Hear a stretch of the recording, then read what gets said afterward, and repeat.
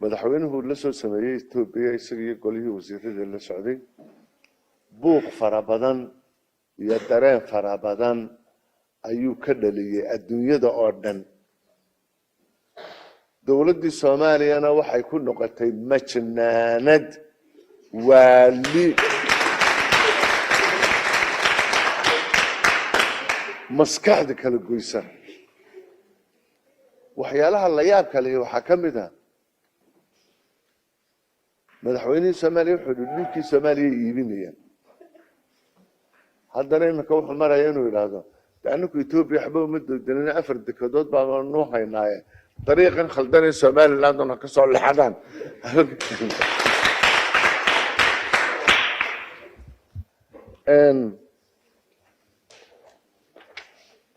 وكان مدحوينها سوماليا حسن الشيخ محمود هي تيفي قال جزيرة انجليز وشاقي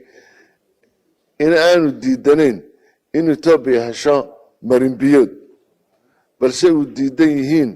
طريقة اي توبيا امرتي raadinta badda TV-ga international-ka Al Jazeera ka sii daayay marka waxaan ku dhibay qoladana idinku dhibay hadday idin ka dhaweydayna idinku waxaan ku lahaday kala sawirataan qolyahan international-ka ninkan connection-kan idinku dhibinaya adduunyada dhan baa ka hadlayso bal masalan ninkan waxaan ku lahaday وبارلمانتيريان إنجليز كهاي إمك وزيرك عشان يكون نقدي ونك ينتي دوتوي الدين أيه رئيس الوزراء حل جيل أقول سلها سومال لاند بالقارئ محي دولة إنجليز كو واقع صلاة ألكسندر ستراتفورد وحسب جماعة الثلاثة هي كونسرفتيف كو عن كل هذا كتر سيء هل كان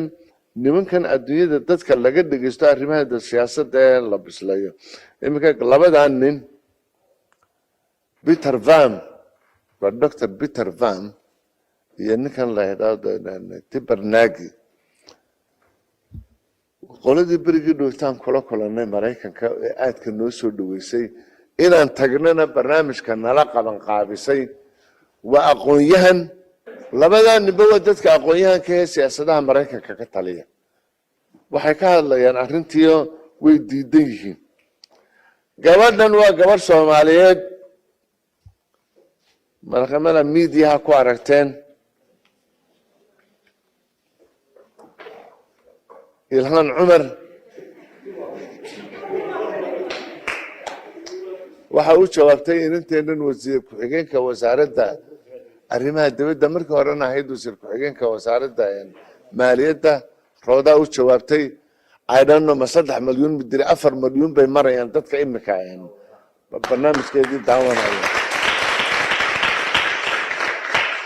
hadda ninkan uu jawaabay waxa weeye waa governorka state-ka la yiraahdo Florida qaramna waa area-da ugu weyn ee uu ku leeyahay marka wuxuu leeyahay waa tiri waa in Soomaaliya arrinta loo horeysiyo laakiin marka waxay ku jirtaa Congress-ka Mareykanka dawladda waxay leeyihiin Mareykankii way ka baxday oo qofka Mareykankii waxa weeye marka ugu horeysa waa America first waxa kale Mareykan bay ka dambeeyaan hadda waxa la leeyahay waa in ay ka baxdaa Congress-ka